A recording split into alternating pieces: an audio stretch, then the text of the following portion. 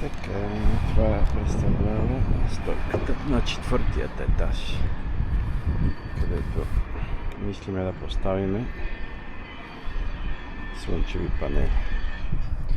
Опънали сме едно скеленце. Наслагали сме тук разни работи.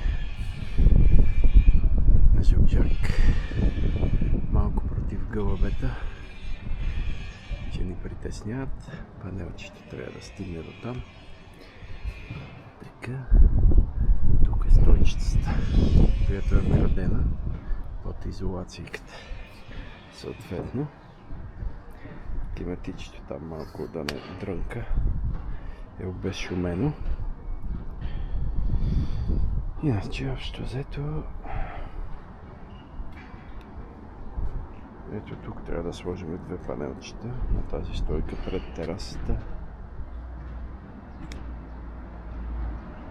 и пред цветарника.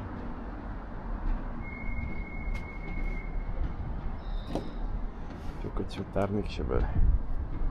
Понеже не искаме да махаме цветарника, затова трябва да се направи специална стойчица, която се захваща и така тук с едни болченца, джук-жак. Малко. Когато опреде, пък тя си се хваща там към стената. И вече другата стойка. Тук зад това не знам дали се вижда хубаво от самото такова скеле. Това са едната двойна стойка и двете единични. Да. А това е нещо, което трябва да се смени. Навеща поликарбонат, което е вече старичко.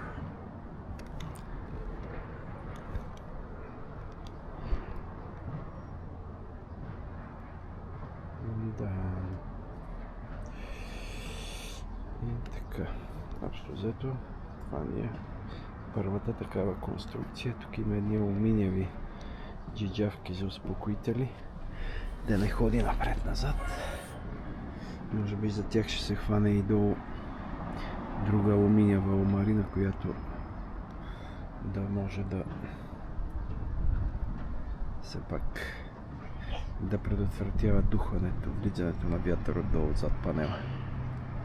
И ако случайно има сакси в цветарниците, да не ги вземе на някъде. Примерно. Сега остава да захванеме и тези профили, като другите, да ги боядисаме бели. Че тук трябва да застанат едни панели 2,40 на 1,30 м. И така, общо взето. Не се виждат стойките, където са направени и захванати за панелите. Тази специално пред терасата не е хваната за терасата. Но да се надяваме, че ще е както трябва. Все пак строителен инженер ги е изчислявал. Добре, това е първото клипче и вече следващото ще е с панелите, когато сложиме, после навеса, който ще бъде сложен, и батериите и инвертора в следващите серии.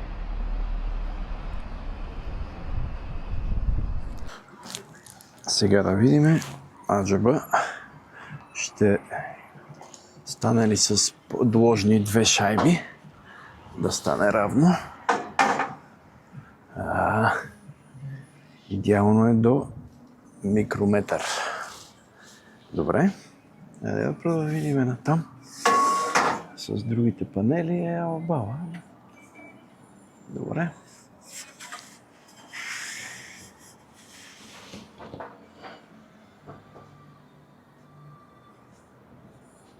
Добре.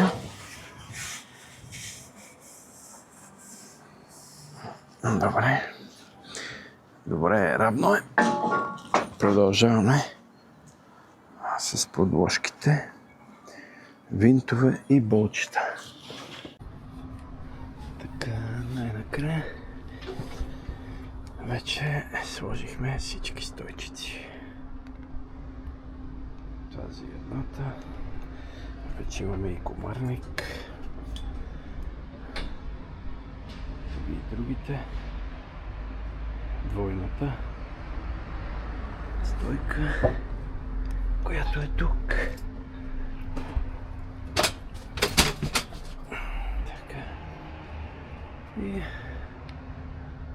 тази е единичната, четвъртата, която е.